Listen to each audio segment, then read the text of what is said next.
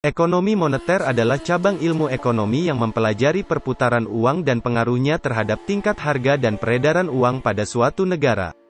Instrumen atau alat kebijakan moneter yang dikenal dalam ekonomi Islam antara lain dalam bentuk kontrol kuantitatif pada penyaluran pembiayaan dan instrumen yang dapat menjamin alokasi pembiayaan dapat berlangsung dengan baik pada sektor-sektor yang bermanfaat dan produktif. Instrumen besar pertama, kontrol kuantitatif penyaluran pembiayaan, didukung dengan instrumen moneter berupa A. Statutory Reserve Requirement, cadangan wajib minimum. Banyak bank sentral yang melakukan reduksi dan eliminasi cadangan minimum untuk menjadikan bank lebih kompetitif. Akan tetapi dalam ekonomi Islam discount rate dan open market operation tidak dapat diterapkan, maka instrumen yang paling memungkinkan adalah bank konvensional diwajibkan menempatkan sebagian dari dananya yang berasal dari demand deposits pada bank sentral sebagai cadangan wajib. B. Financing Ceiling. Selain reserve requirement, keberhasilan manajemen moneter perlu juga mempertimbangkan sistem penyaluran pembiayaan yang efektif agar tidak melampaui jumlah yang ditargetkan. Pagu pembiayaan penting untuk menjamin total pembiayaan yang disalurkan konsisten dengan target moneter.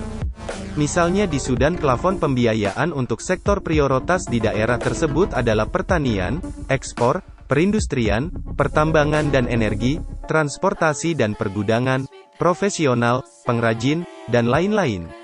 Dengan ketentuan 90% dari dana pembiayaan harus dialokasikan pada sektor prioritas tersebut. C. Government Deposits.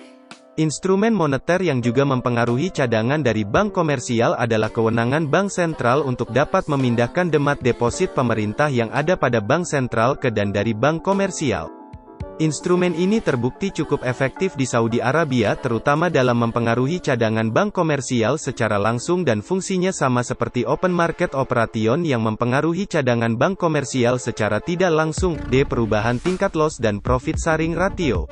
Adanya variasi rasio laba rugi untuk aktivitas mudharabah yang dikeluarkan oleh bank sentral kepada bank komersial dan juga untuk para deposan kepada para wirausahawan yang melakukan transaksi deposit dan pembiayaan dengan akad mudharabah di bank komersial sangat disarankan, mengingat dalam mekanisme mudharabah keuntungan yang diperoleh bisa berubah-ubah dan rasio bagi hasil dan rugi ditentukan oleh keuntungannya.